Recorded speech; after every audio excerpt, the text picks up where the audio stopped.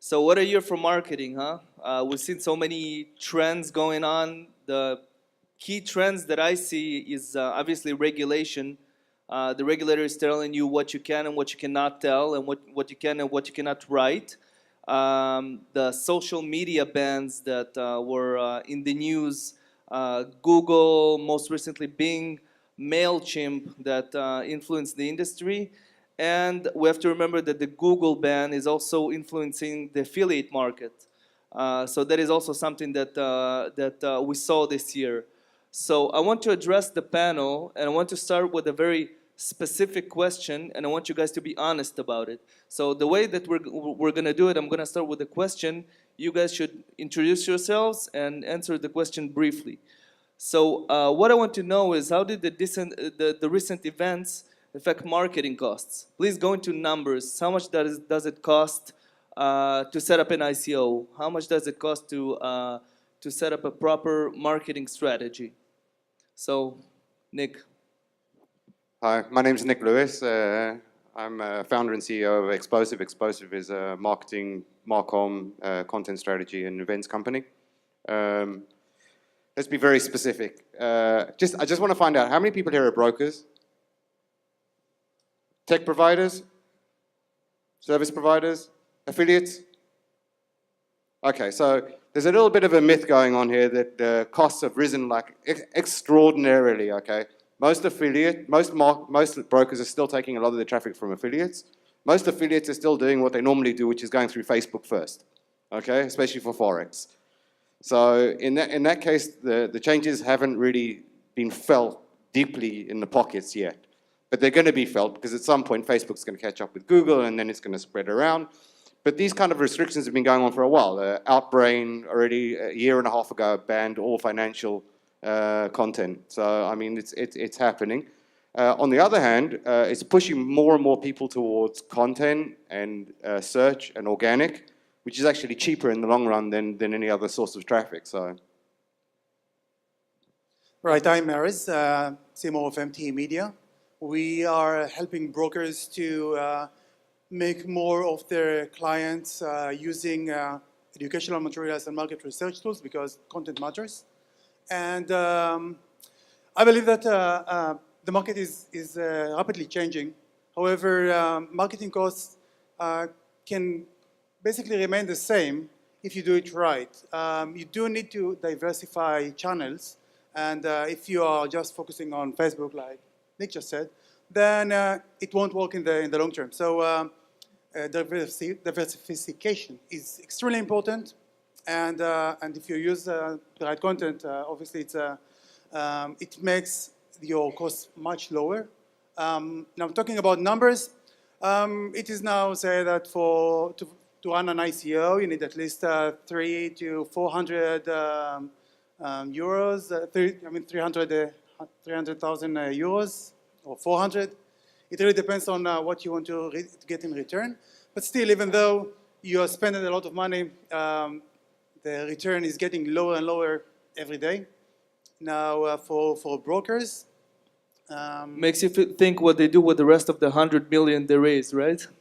Yes, but you know, most of the ICOs are not raising that much. Okay, so yes, we hear about all those who made a lot of money, but the majority aren't making a lot of money. In most of the cases, they are not bringing back the investment.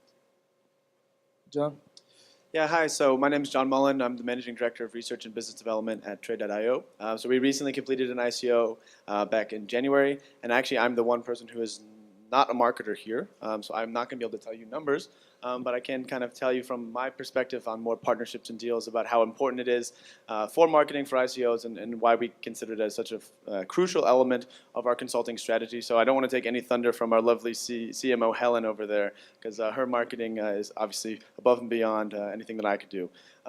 But I guess when we're looking at our ICO clients, obviously you have to have this kind of content, organic, paid, and again, it's not just Facebook. You got to go on Bitcoin Talk. You got to have community management on Telegram with 24/7 support. There's all these other things that you might not think about from a traditional perspective that are not necessarily expensive to do, but you know they are something you have to consider. I think we'll talk a little bit more about that later, but that's my two TOs. Charlotte? Hi everyone, I'm Charlotte Day and I'm the founder and creative director of ContentWorks. ContentWorks is a social media and content marketing agency, and we work specifically with the Forex sector, the blockchain sector, and the ICO sector as well. So what we're seeing is two sides of the coin following the regulations that have come in. We're seeing a lot more money being spent on content marketing, which obviously makes us very happy indeed. But on the other hand, we're seeing a lot of diversification with regard to social media. We're going to come on to talk about that a little bit later. But needless to say, the regulation changes actually hit at around the same time as Facebook, Google, and all the others made their changes. So this has been a really, really interesting year for marketers. Scott? Hi, Scott Giffis. I'm with AdRoll, the president of the company. AdRoll is a global technology that focuses on marketing and advertising automation. We work with around 40,000 customers around the world. So we are a significant player across the likes of Google, Facebook, etc., but also many other places. I think when I look at what's happening, if you're in the industry every day, you realize how big it's become. But if you're outside of the industry, you realize that we're still very much in the early innings in terms of how things are growing. And so the available or addressable market is also rapidly expanding in terms of the people that you can reach and the opportunities you have. I think the dynamic of marketing is rapidly changing as well. So in any early industry, you see a lot in the way of search, you see a lot in the way of affiliate. These are very natural early stage signals. As you evolve, you start to see the dynamic of a marketing operation change. You have to get into more content, you have to create communities, you have to be able to really build a brand. These are important assets that you need to go out and invest in. So while the cost of those assets may be inexpensive in terms of distribution, they are very expensive in terms of creating the right content, the right messaging. And so I think it's going to be interesting to see how the marketing evolves across the industry now and matures into, I don't want to call it unsophisticated because it's certainly not, but there are different elements or different facets that are more sophisticated that we'll have to invest in now. Okay, so I think you all mentioned content. Content is king, as we all know, and I'm the first to admit it. How would you say the relevance of content marketing has changed during the last year with all the technological changes and obviously the regulatory changes and the corporate restrictions? So Charlotte, let's start with you. I would love to get in on this one, Michael.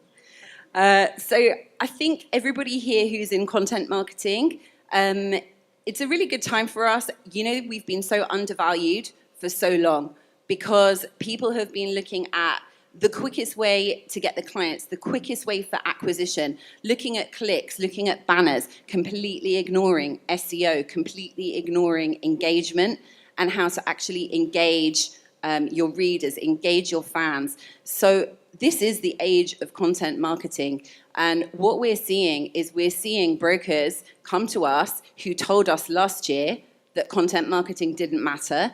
They didn't even assign resources to it. Now we're seeing people coming to us and saying, oh my goodness, it actually matters, and it does matter. Charlotte, I'm going to beg to differ. Go for it. Good job, Nick.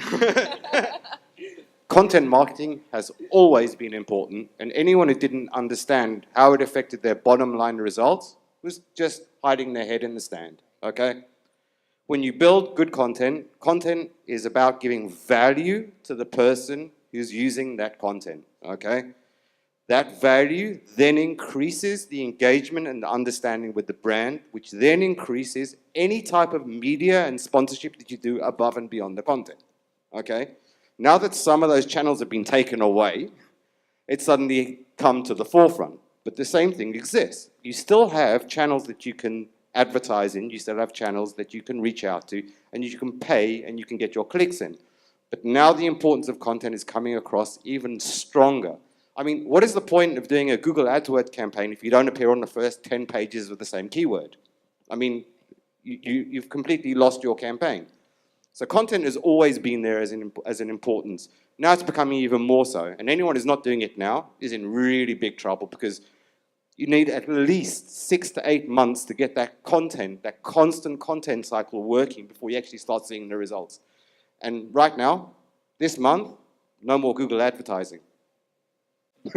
Well, Yeah, that's I think also, yes, the content was always there, and it was always always mattered. But I think the major change in content demand is with education, because when you're a regulated broker these days, you are not allowed to say most of the things that you used to say in the past. Therefore, you need to find new ways to convey your messages and to attract traders to the business. And this is why the demand for education is much higher than what it used to be in the past. So although content was there all the time, education is getting much more important these days. I think this is what Charles actually said. Yeah, I just want to absolutely. I just want to throw a question here. So we all agree that content matters, and we all agree that it used to matter in the past too. And education obviously is also a very significant tool. But you mentioned other channels. What channels do I have? I mean, I set up a website. I have a great content. Maybe I have an education channel, but I'm not going to be promoted on any of the platforms. Who's going to see my website? Okay, so above and beyond your organic reach, which you still have, okay, no one's taking away your organic reach, okay, you still have other media channels that you can use. You still have the ability to go to TV and radio, which the costs are coming down every single day, like to affordable levels. But above and beyond that, you also have like native advertising. Taboola still accepts advertising from whoever you are. The whole idea that in any case was to bring someone to your property, okay? What's changed is, what hasn't changed is providing that value. And that's where education material comes in, and that's where like your differentiation's coming in, is how are you going to provide the value to your user that you want to gain? there's a Can I, couple. sorry, can I beg to differ as well? With regard to you mentioned the organic reach. Actually, this is another major issue that we need to look at for content, because for the bigger pages, and I'm talking specifically the bigger pages now, we're talking about 2% engagement of organic fans. So we're having to look at ways to generate content that's grabbing attention. So more recently, in the line of all of the regulations that came in this year that we were having to deal with, Facebook also reshuffled its algorithm again to prioritize news that was being shown from your friends and family as opposed to brands. So we're now in a position where we really have to produce content that is actually engaging our organic fans. Okay, if you want to boost it. But you know, when you've got thousands and thousands of fans on your page and they're not seeing your message, there's a reason for that, and we have to look to why. There's a few things. So one, there are 500 different exchanges and media outlets around the world. Google, Facebook, these are major publishers, but they are not the only place to go and promote and push content. And I think you have to understand how to measure and monitor the effectiveness of those advertising campaigns if you're going to be promoting content. The other thing, though, is in the content, I think one of the reasons that some of this regulation has changed is because that there was a level where we weren't responsible with the type of content that was being created. And this is a real danger that industries face, and we have to be very careful and self-regulate each other to make sure that the quality and the bar on content is very high. So the educational component, I think, is really important, but clickbait and those types of things, these are dangerous incentives, and they create poor content that actually hurts the entire industry. I think we're missing two pretty key things here, particularly for the crypto industry, to be completely honest. When we're talking about content, particularly in the crypto space, I mean, people don't follow companies, they follow individuals. They follow BitLord, or they follow these big names on Twitter. They're not necessarily looking for this type of content that I think yeah, exactly. You know, they're looking for figureheads of companies. They're looking for CZ, and they're looking for Jim Preisler, or me, hopefully. So this is something I think we're not touching yet on this panel yet. And I think the other part, in terms of the regulation side of things, the reason that these companies have clamped down on it is because a lot of the SEC, a lot of these regulatory bodies are classifying these issuances, token sales, as security sales. And if you're marketing these illegally, that is a severe securities fraud. And I think that's something we haven't talked about as well. On your first point, Nick, welcome to influencer marketing. It exists. No, I agree.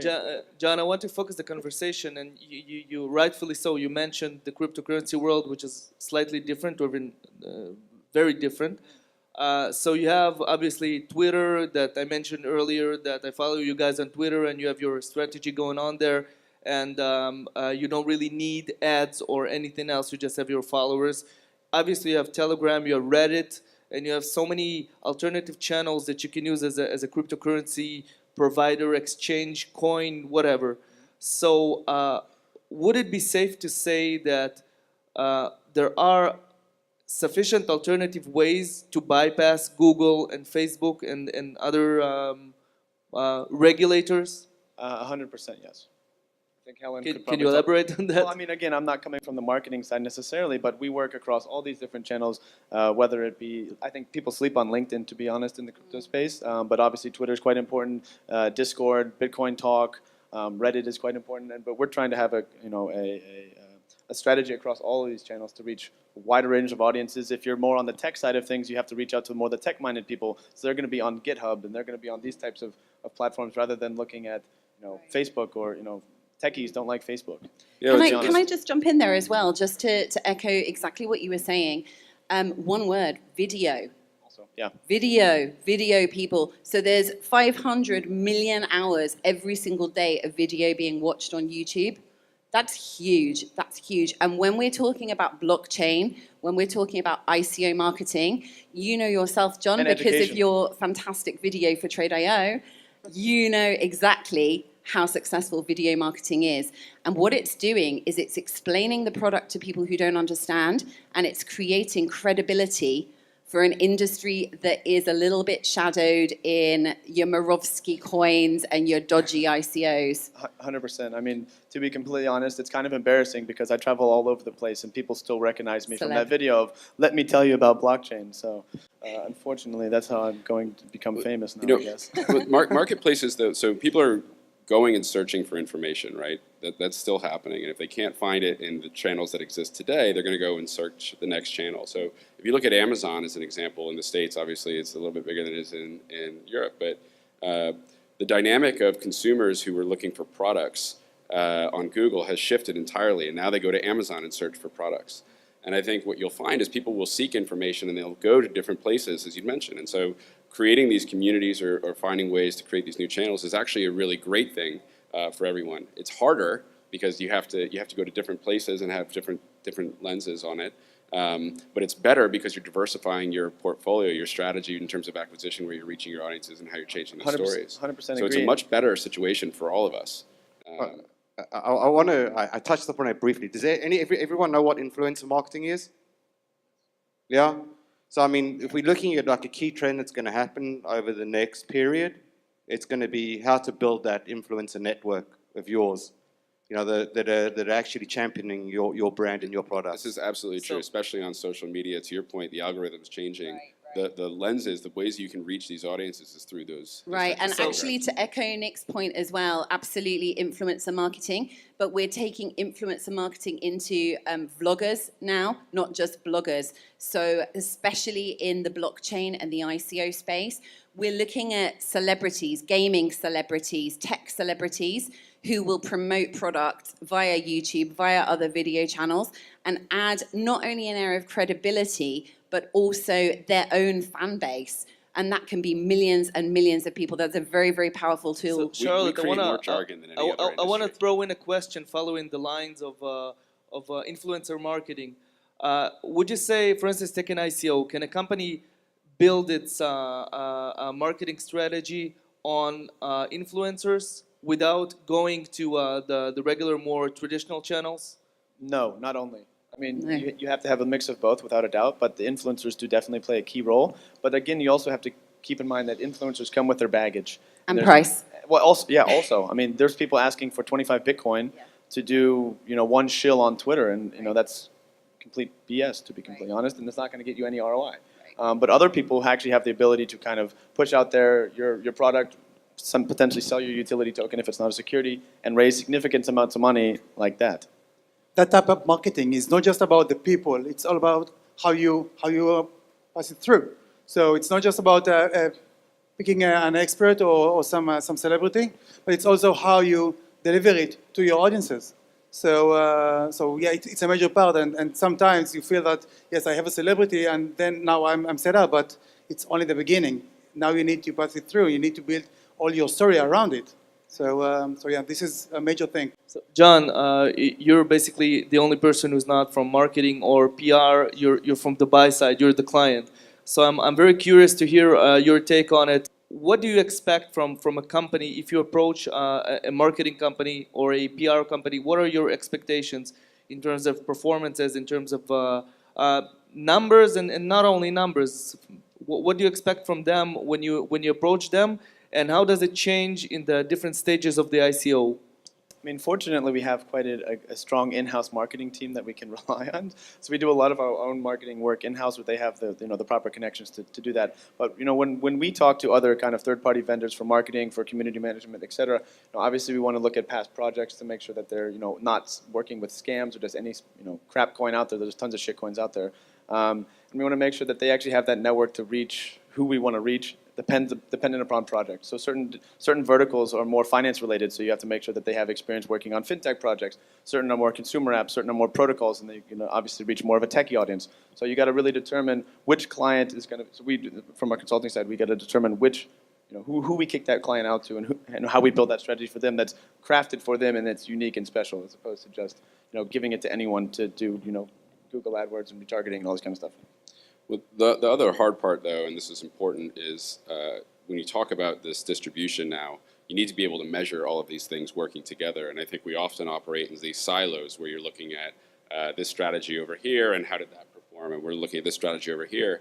You need to pay attention to the idea that the same person could be in both places, and you could be influencing them throughout in terms of their journey. And so being able to map and measure all of those things out is really important. So making sure that you're partners that you're working with have that capability, and if not, you're building it in-house.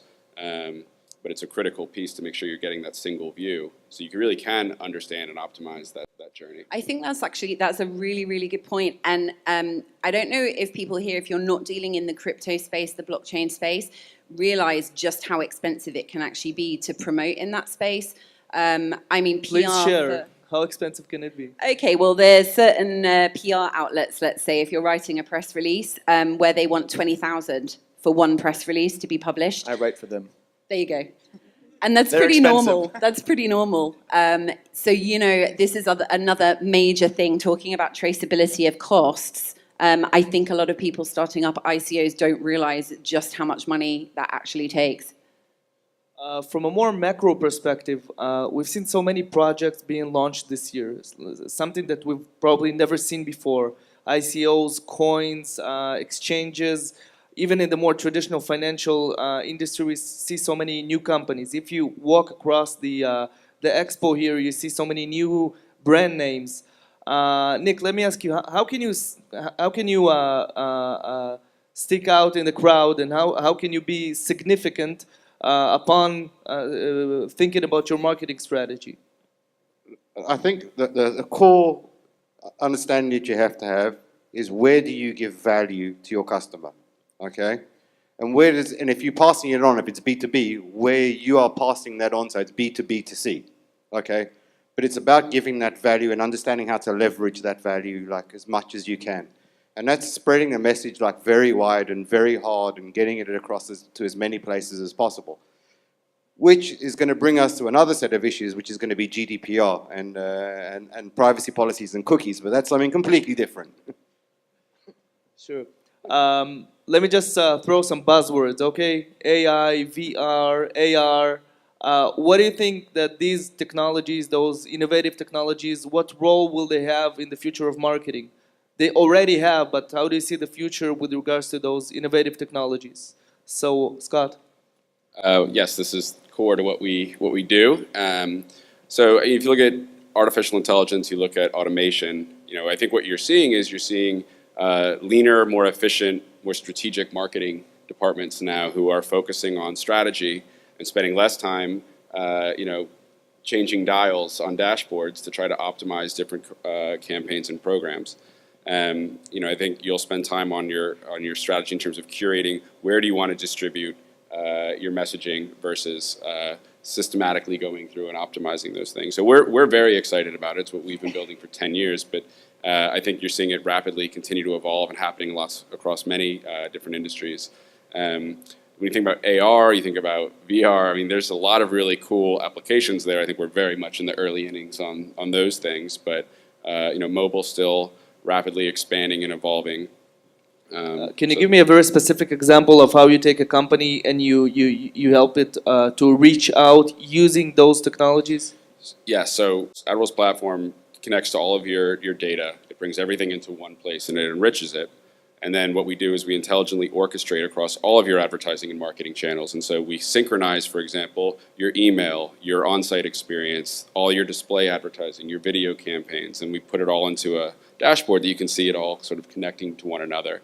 And you can really see the influence. When you were talking about some of the investments and where you see value, it's also really important to think about your long-term benefit there. You have to have longer-term strategies when you're going out and doing these things, so you can see over time how these things happen. So it's a very simple experience. Somebody comes to your website, you don't know much about them. They come through one random channel. We actually are able to connect that user to all the different channels that they've been on. So you break down that silo, and then we automate all of those sequences. I have another thing. It's a different aspect of these keywords. While SEO dramatically changed thanks to algorithms or AI. When in the past, all you need to have in order to have a successful website is to have a good keywords on it and some links. These days, it doesn't work anymore. You need the crowd to be engaged. So it's about engagement, and the algorithms can measure it. Yes, this is true. And so it's not enough that you have the beautiful website. It's not enough that you have a network of links. You also need to have the engagement. You have to have again. I'm going to get to content because this is what I do. The content is not enough that it will be some short or some text. It needs to be something that allows the visitor, the trader, or the visitor to stay in the website for a long time, and to encourage him to move to further pages inside the website, and to do more action in the website. So this is one key of AI. If you have something to say. Well, I was just going to say the other interesting dynamic, you sort of alluded to it, is we used to be a very click-based world, right? We used to measure everything on how many clicks did it create. Well, that's just not the way advertising works. That's not the way content works. It's not the way influencers work, right? It's not about clicks to a website. And so to do this effectively, you really need to understand, okay, did they see that and read that content, or did they see and read that ad? And then over time, how many of those impressions or how many of those experiences influence their journey? And that's what AI can do. And there's no way for a human to be able to do that across the board. And then personalizing each one of those touch points with relevant content, that's something that only artificial intelligence can do. John, you wanted to add something? Yeah, so I mean, I just think we also probably have a little bit of a fundamental misunderstanding of what exactly artificial intelligence is. We're probably more talking about data analytics and maybe getting into the machine learning processes. But from a fintech perspective, from the actual technology perspective, I mean, this is still far and away from where AI is actually going to be. This is Well, our artificial intelligence. I'm not talking specifically about it's yours. yourself, I'm not that's familiar with it. Yeah, but no, but it's true. It's people have a. they throw the buzzword on there because it's nice and sounds good, but in the end, it's it's fair. not actually artificial intelligence. I think, though, I mean, just to jump in quickly on the AI Charlotte, subject. I actually wanted to bring the conversation back to you Oh, lovely. and to content marketing. The problem with content marketing nowadays is that you said rightfully so that it is a key tool for us to use now in our marketing efforts. The problem is people understand that, right? I mean, people understand that they're reading marketing material. So upon reading an article on your favorite news outlet, you start to think, okay, who's behind it? Who's paying for it? Right. So it becomes more and more challenging to practice content marketing. So how Right. do you do that? Okay, so this is a really, really good point. We're living in the age of fake news. Fake news. What do you believe? What is real? When you read a piece of news, is it real? And just to add to this, we're marketers. Everyone in this room pretty much has some understanding of marketing. We are responsible for the fake news in this industry. We are responsible for it. So let's look at the fake testimonials that people place on Forex sites. Let's look at the fake pictures that people use of their fake clients. Let's look at the fake awards that we write up in our fake PRs. Let's try to be real, because we're actually making this industry bad.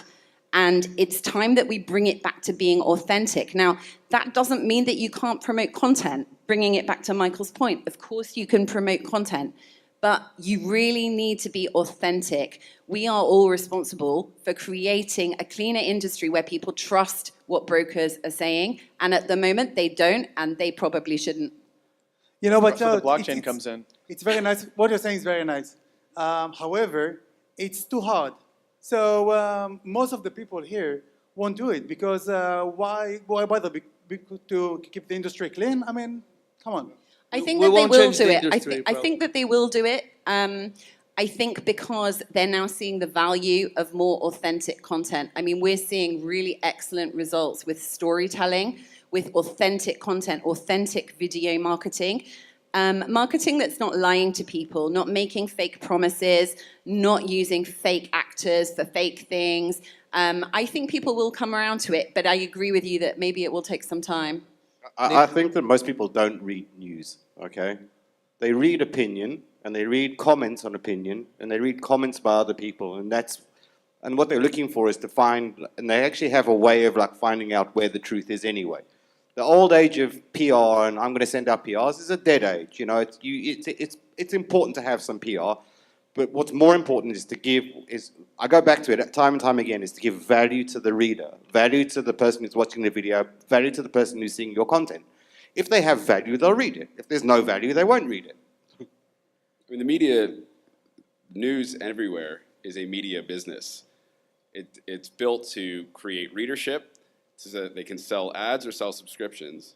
And so everywhere you go now, I think people are questioning the content they're reading, regardless of whether it's from a journalist or from a sponsored content. I think you just have to be very careful and make sure you're rising above the noise. I do think that there's plenty of nefarious players in every industry. This is not unique, but it's sort of beholden to the industry itself to self-regulate and push those folks out because it's in the long-term interests of the industry as a whole. Everyone will do better long-term if we sort of focus on moving those folks out. Right, and I think actually, you know, we can say the same for the crypto and the blockchain space, that we're partly responsible for the bans that have now happened on social media. Marketers are responsible for this because we've been pushing fake news, fake social media updates, fake coins, and of course they've caught on, and now for the protection of people who are using social media, they've put a block on. We're almost out of time, but I wanted to ask John a little bit about the existing clients, about community management, about retention. Can you give some best practices about it? Telegram, Twitter, Reddit, maybe other alternative channels to how to communicate with your community? Sure. I mean, you know, as a company that's done an ICO, we have our own coin out there. We have thousands of token holders who pretty much are 24/7 asking us questions, giving us responses, live feedback on everything that we do. And you pretty much live or die by your community, and it really comes down to supporting the community, listening to them, getting feedback from them, and engaging with them. You know, there's a lot of companies out there that have no product. They have really no business to speak of, yet their tokens are worth, you know, billions of dollars in market cap because they have great PR, they have great marketing, they have, you know, they're really good communities, really strong communities, but they don't actually have a business yet. So that's kind of a unique thing in the crypto space. That's, you know, you live or die by that community. That being said, if you don't engage with them, if you don't keep them up to date, you know, your coin's going to go, you know, to the Erez, I want to allow final summarizing question because we want to leave time to the Q&A. So let me ask you, if you were a company with a very limited marketing budget, and you would have to put all your money on one channel, one practice, what would that be? I know it's a hard question, but very shortly, what would that be and why? So Nick, starting from you, and we'll just do the round. I think it's a very hypothetical question. If you only have that amount of limited budget, you shouldn't have opened the business in the first place. But having said that, let's say we go back to the premise that you could just do one. I think that like there is traction to be gained, and there are enough cases where you can see that people have made money out of just having good ranking on search engines and good search and good organic reach. So I would say that that's probably where, if I had to choose, I would go. I must disagree with you. You cannot choose. You cannot choose just one channel. It won't work. So yeah, so it just won't work. So the question is sorry, but it's wrong because you cannot pick just one channel. That's the point of the question. What? I think that's the point of the question, Pick to one. make you choose. So I won't choose. Okay. So, but what I can say is that you need to pick at least two channels. One SEO or organic marketing, and the second is paid marketing. And you need to combine these two. So which one? It really depends on the market, depends on your audiences. It really depends on many things. But paid marketing and organic marketing must go along together. You cannot do with just one of them. I see so many brokers and businesses who are going for just paid marketing at the beginning, and it's simply wrong. So I'm also going to be like him and not choose one. But basically, since I'm not coming from a marketing background where I would put all of our eggs in the basket, it would be for the Telegram community. Because again, as a company that's done an ICO, we live and die by our community, and thankfully we have a very, very strong one that gives us great feedback, and without them we wouldn't be anywhere. So thank you to the Trader community. Shameless plug. That was shameless. It's true though. It's true though. I'm being genuine. So okay, I'm not going to sit on the fence. I'm going to pick one. Obviously, diversifying across all channels is essential. We've talked about video marketing, which is crucial. But if I had to pick another channel, I'd go with Twitter. I'm a huge Twitter fan. I'm crazy about Twitter. You can reach out to influencers so easily on Twitter, and it's a much more interactive community where they will actually respond back. I mean, just this morning, another shameless plug, ContentWorks, got a retweet from Murray Smith. She has like 2 million fans on Twitter, on Facebook, simply because we tagged her and we said, have a great day. And we put our website in it, obviously. So she retweeted that, then all her fans have retweeted it. So like we've got 60-something retweets just from that one thing. It's so accessible to get to influencers, and so Twitter, yeah. One thing with Twitter though, at least in the crypto space, is you got to be careful because literally anything we post, there's going to be 10,000 people giving away 10,000 Ethereum. So be careful. Have you already added? We are not giving away Ether, I promise. Yeah, that was my question. Scott? Yeah, no, it's a difficult question, and I agree. If you don't have the budget, you probably shouldn't participate. But I think the social channels are probably the most cost-effective channels in terms of getting started. But you can't discount the cost of the person that's going to be required to do all those things, and the team eventually to do those things. So there's no easy trade-off. You either have paid media that's highly automated, or you have these other programs that are very manual that you need to push. So you're going to have a difficult time if you're too limited. Just need to get more budget. More money. Do an ICO, we'll consult for you. And you have your budget. Thank you guys for this lively, interesting, and in-depth conversation. We'll open the floor for questions. Please state your name and who are you referring the question to. I would like to hear from you, from each, from his own perspective or her own perspective, what value can this industry give to clients that brokers are not aware of? Because for a trader, and it's fairly challenging, because as a trader, I have my investopedia.com, I have my sources. I don't think brokers, new brokers like the white label of a tech provider can really compete with the giants of trading education or value. So what value can I provide as an upshot broker starting today? Well, it's very simple. It's very simple because, yes, there are so many resources out there. There are also so many traders out there. And unfortunately, most of them aren't really learning, okay? And as a broker, if you wrap your services and present it to your traders, it's one of the best ways to approach your traders. So the value you give them is making them better traders. So even if you are not making them professional traders, if the content is in a good quality and it's engaging, and it's not just several short videos, but it's something that they can really learn from, then it can be a great value, and this is why this type of approach working. Have you seen the video of the Shed restaurant in Dulwich? No. Yes, Yes. really nice. Okay. Has anyone seen it? About a guy who's an influencer marketer for TripAdvisor, and he manages to get a non-existent restaurant in London to #1. Okay. I don't think being small is necessarily a handicap. I think what people are looking for is something that's honest and that they can engage with. They can feel that they can belong to. And I think, having the right tools at their disposal is one thing, having the right information around them, having that trust to know that your money's not going to go away. I mean, I worked in gaming for a number of years. The key way of finding a VIP player on a casino was they will put in a $20 or €20 deposit first and then try and withdraw. Okay, the quicker they got the withdrawal, the more money they put in afterwards. And I think that's the level. That's where you have to kind of go towards. I think also, just to jump in on that, those of us who've been attending these expos for a number of years will understand that we've gone from offering really flashy bonuses down to offering leverage. We're always jumping to the next shiny thing that we can offer to traders. But when that's taken away, who are you really? What are you really offering to clients? And I think that this is where marketing strategy, especially for new brokers, those who are setting up now, really need to think about the benefits. And this is where it comes down to education. It comes down to corporate social responsibility, to employee advocacy, all of these buzzwords that people have ignored.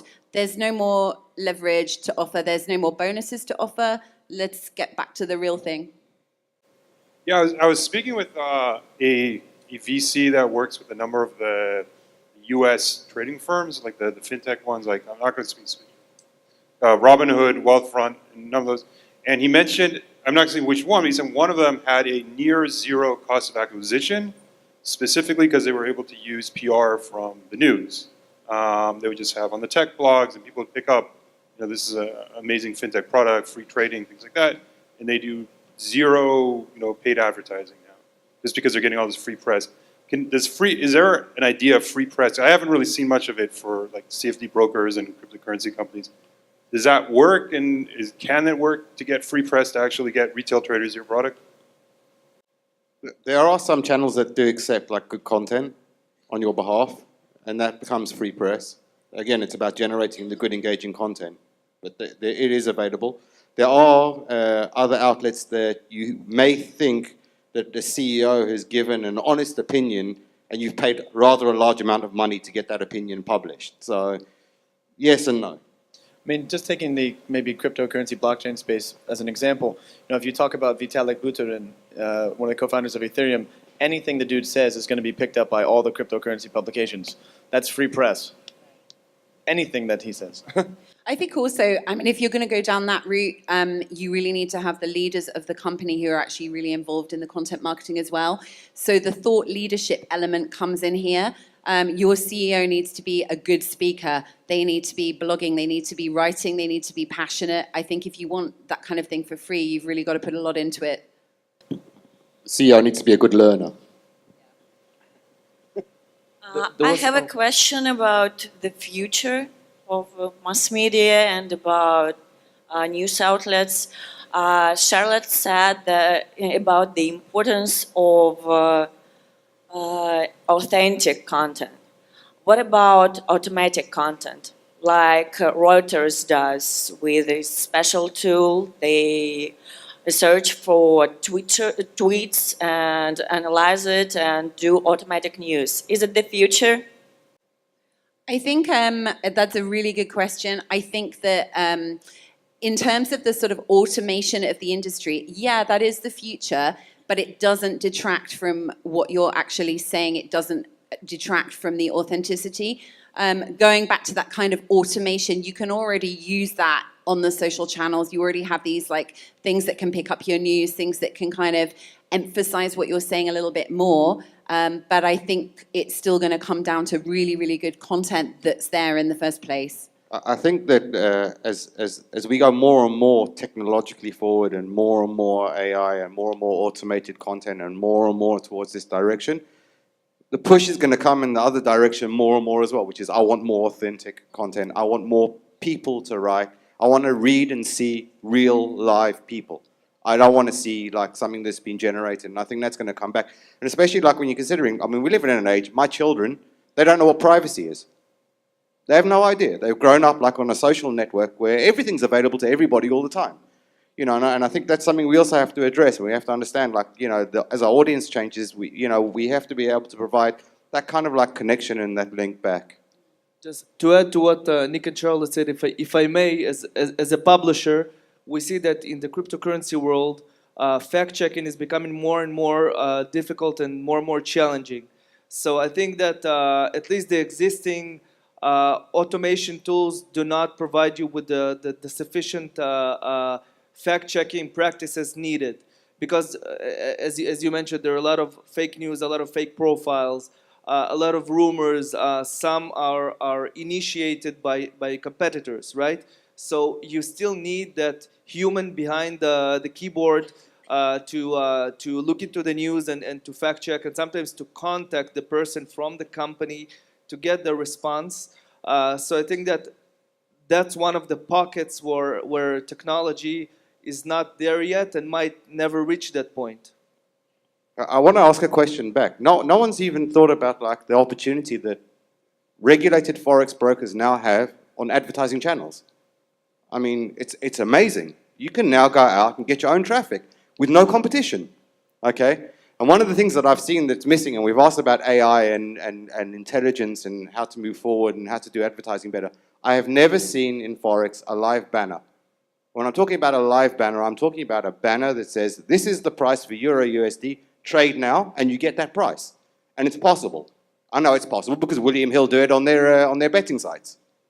And I think that's an opportunity that's missed. Forex brokers who are regulated have a really, really good opportunity. They can conquer everything. They can have the advertising space and the content space and wrap it all up really nicely, at least for the next few months. And now's the time to seize that opportunity. I think just a quick point, just to add on the banner advertising, 18 to 34-year-olds behave very differently with regard to banner advertising than those who are a little bit older. They're much more distrusting of banner ads, of social media ads, hence why video and storytelling is more successful generally with that age group. And what we have to remember is we've all been marketing in this sector for quite some time. The people who we were marketing to have grown up. There's a new sector coming in now. So if we're targeting, 20 to 35-year-olds, we need to take a slightly different approach. That's actually not entirely accurate. The advertising industry did 88 billion last year. It eclipsed television for the first time ever. Oh, it still works, definitely, but tailored. Mobile grew 23% as a result, despite the, so you're seeing a huge growth trend. I think what is being delivered and the measurement is really important, and that's an important distinction. I think also where you're seeing them participate is obviously. The ad blockers are up though, right? Ad blockers are up, but we're still seeing the industry grow dramatically. And actually, if you draw the line out on ad blocking and those types of things, what's going to happen? Consumers are now going to go to publisher sites. They're going to get blocked. They're not going to be able to participate. They're going to be asked to change to a different browser. All those things are happening already. So I think there's a different relationship. Right. But video certainly, video is becoming faster and easier to create. And it's definitely being more valuable and engaging. But I wouldn't say it's a dead space. No, I agree. It's not a dead space, but it needs a lot more thought than it did before. It needs a lot more tailoring and better content, of course. As someone who's actually in that age group, I can concur that we don't trust those kind of banners. I think people in general don't trust advertising or content, as well. I think all of these things, we have to be careful and thoughtful around our strategies and how we do it over time. I think it's important to state that banner advertising has gone to a performance base anyway. So, it's known gain, no loss. But if you're providing something that has value, like a live banner, and you ask about differentiation before, if you can offer a price there and there on your trader, and you can grab some of them, you've done part of your job. And you've only paid for the click. You haven't paid just for an impression. The concern I have is, and Admiral has a lot of customers that are up-and-coming brands. The regulation carries a heavy tax, and so the concept that if you're regulated, you do have an opportunity. That's true. That's fantastic. But we also need to make sure we're creating paths and inroads for companies to get to the size and scale where they can be regulated, where we can continue to see innovation. Otherwise, you end up in a similar construct that we do in the current financial industry or other things where you have just big I think regulations are something completely different, and the regulation's gone in completely the wrong direction. I saw a few more hands raised. I want to offer one more question to the audience. Yeah. Hi. I want your opinion and your experience, if you have any, in terms of using AI to generate content and how this can obsolete content writers in the next 5 to 10 years. Because as you know, there is a lot of startups right now. They're creating AI that AI can generate even AI. NLP, natural language processing, is not there yet. It's going there. And how this will affect your whole marketing or even your companies, etc.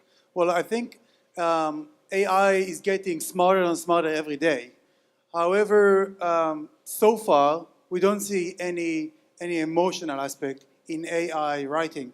So to have a good article, you must involve emotion in writing it, and when you're reading it, you must feel some kind of emotion. So we are way far till the day we find an AI who can write content that the viewer or the reader can really get emotional involved with it. So I don't know if you guys remember when Microsoft launched Tay, the AI robot on Twitter.